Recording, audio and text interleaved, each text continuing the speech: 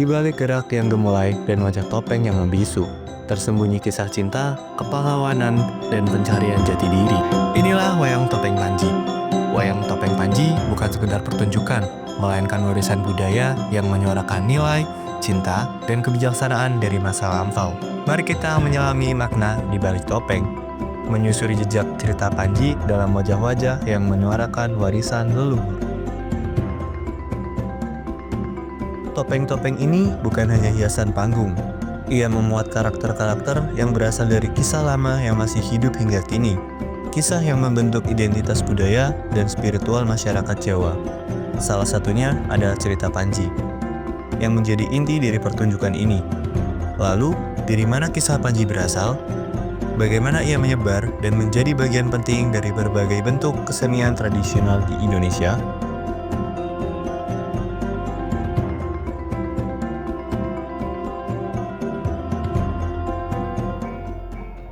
Jadi kita ngomongin tentang cerita Panji yang menurut Pak Lantip itu memang sangat menarik, hitungan dengan bagaimana sejarahnya. Jadi di area Jawa Timur sana ada daerah namanya Kediri, lalu cerita itu berkembang sampai di mungkin Asia Timur karena waktu itu ada kerajaan kita Kediri yang expanse juga. Jadi cerita Panji itu tidak hanya di Jawa saja, apalagi di Jogja saja. Jadi itu sampai di Muang Thai, sampai di Filipina, sampai sana. Lalu genre daripada story Panji itu biasanya kalau saya tidak tahu kalau di luar negeri, tapi kalau di Indonesia memakai genre topeng.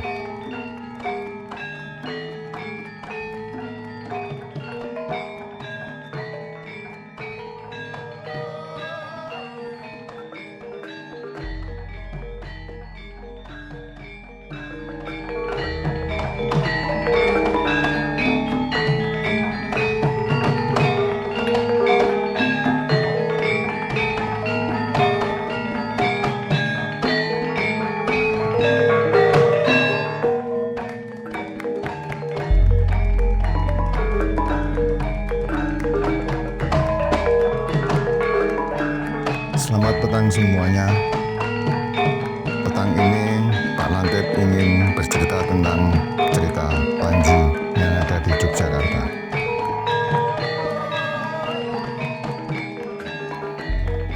Seiring berjalannya waktu, kisah Panji tak hanya disampaikan lewat lisan, tapi juga diwujudkan dalam bentuk seni yang hidup. Salah satunya adalah wayang topeng. Melalui rupa dan gerak, para penari menghidupkan tokoh-tokoh dari cerita Panji, membawa penonton masuk ke dalam dunia penuh simbol dan makna. Topeng bukan sekedar pelengkap, tapi perantara yang menyampaikan emosi, karakter, bahkan filosofi hidup. Dalam setiap pertunjukan wayang topeng Panji, ada 3 sosok utama yang selalu hadir. 3 tokoh ini menjadi inti dari cerita, masing-masing membawa nilai dan pesan yang berbeda. Siapakah mereka? Dan apa makna yang tersembunyi di balik tiap-tiap topeng yang mereka kenakan?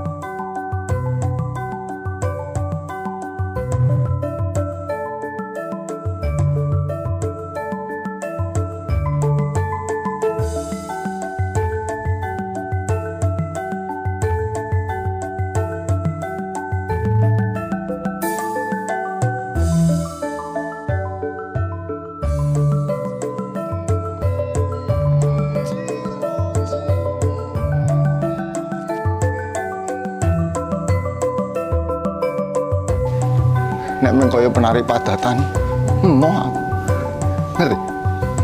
Itu dinamika. Tuh, kali.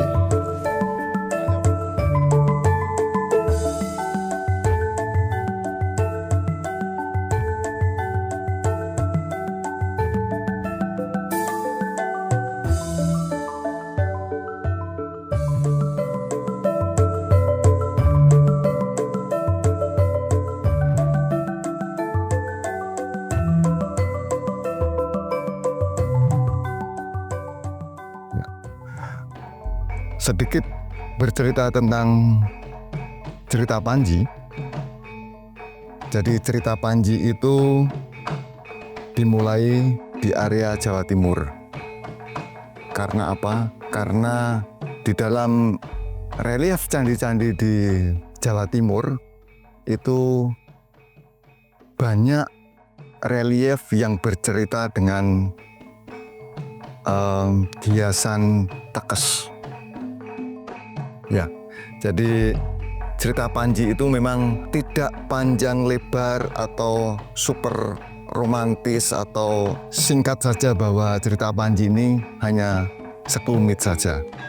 Jadi tentang kekuasaan, tentang wanita, tentang akhirnya mereka juga bersatu lagi. Ya, jadi di dalam cerita Panji itu ada 3 tokoh penting, yaitu Klono Sewandono yang berwarna merah.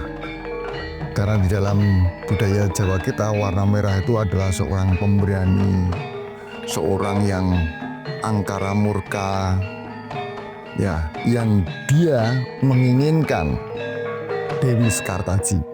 Ya, Dewi Sekartaji ini adalah yang dicalonkan dengan Panji Asmorobangun.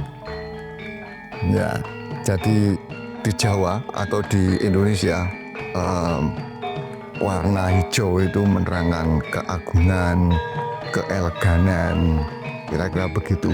Ya, Panji Asmorobangun itu kalau ditulis oleh sejarawan itu berasal dari Jenggala. Kalau Klono Sewandono dari Kerajaan Bantar Angin. Kalau ini dari Kerajaan Kediri. Ya, jadi Pak Lantip tidak berbicara tentang sejarah yang detail, tetapi Pak Lantip ingin memperagakan yang nanti malam Pak Lantip belajarkan di dalam Pujo Kusuman. Jadi kenapa Pak Lantip memakai ini namanya sampur? Sampur adalah properti di dalam kepenarian di tarian Jawa. Jadi nanti kalau kalian meresani di dalam Pujo Kusuman, itu mereka mesti memakai sampur. Walau nanti malam itu kita berlatih belum memakai topeng, yang seperti besok malam kita tampilkan di Sono Budoyo. Nah, saya mau kasih sesuatu seorang Panji Asmorobangun, bagaimana dia ingin menarikan seperti ulap-ulap. Ulap-ulap adalah melihat sesuatu yang seperti apa. Contoh, di dalam tari gaya Yogyakarta biasanya kita memakai tali. Jadi tidak seperti yang di gaya-gaya lain. Kalau gaya-gaya lain ada gaya pola gigitan. Ya maaf, untuk nanti malam itu kita belum memakai topeng untuk murid-murid saya. Karena satu, ya memang tidak semua murid mempunyai topeng. Ya, jadi Pak Lantip ingin menarikan gaya Yogyakarta. 1, 2, 3, 4, 5, 6, 7, 8. 1, 2, 3.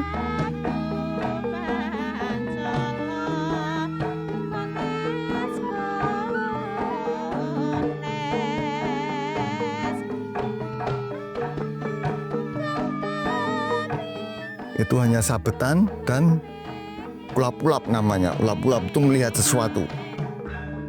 Nah, Pak Lantip ingin memperagakan seandainya Sewandono.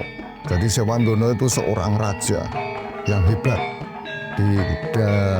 Dia dari Kerajaan Bantar Angin.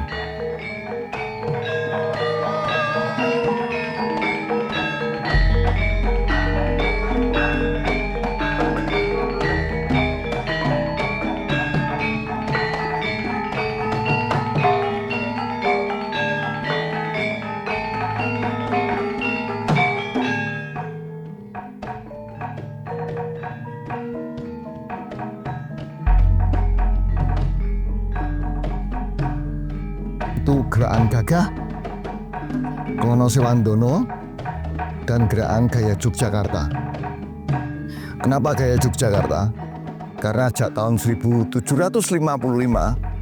Mataram dibagi menjadi dua, yaitu Kasunanan dan Kesultanan Yogyakarta.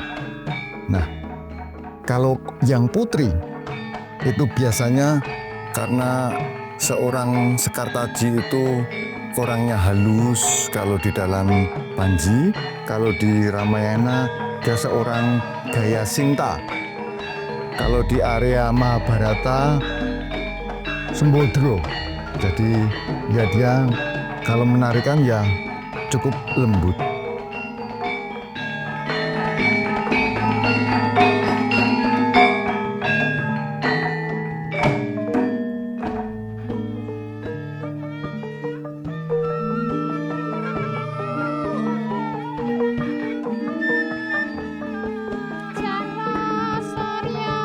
Jadi bentuk di dalam tarian Yogyakarta itu ada 3. Putri, halus, dan gagah. Sebenarnya putri pun dibagi menjadi luruh dan branya. Jadi kalau luruh itu dia matanya pun itu turun. Tidak lalu seperti kalau kita itu kan kita melihatnya di atas. Jadi luruh. Halus ya sama. Halus luruh dan halus sebelahnya. Kira-kira seperti itu. Ya, jadi nanti malam Pak Lantip mengajar di dalam Pujokusuman tari gagah. Tari Klono Sewandono. Ya, lalu kalau nanti ada waktu berarti besok malam kalian melihat di Sono Budoyo. Kita saksikan cerita tentang Panji Asmoro Bangun. Matur nuwun.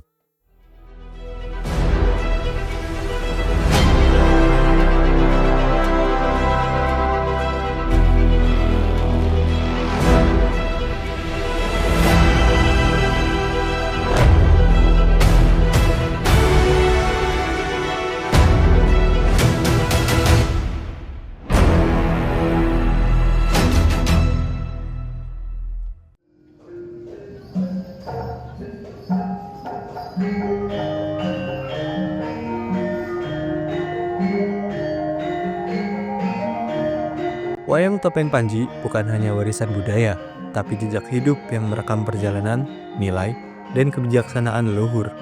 Setiap topeng yang dikenakan, setiap gerakan yang dimainkan, menyampaikan pesan yang melampaui kata-kata, mengajarkan tentang manusia dan kemanusiaan. Namun, seperti lentera di tengah malam, budaya ini tak akan menyala sendiri. Ia butuh tangan yang merawat, hati yang peduli, dan generasi yang mau belajar, mendengar, dan melanjutkan. Sebab budaya tidak akan bertahan hanya dengan dokumentasi. Ia bertahan dalam praktik dan dalam napas yang menjaganya agar tetap hidup.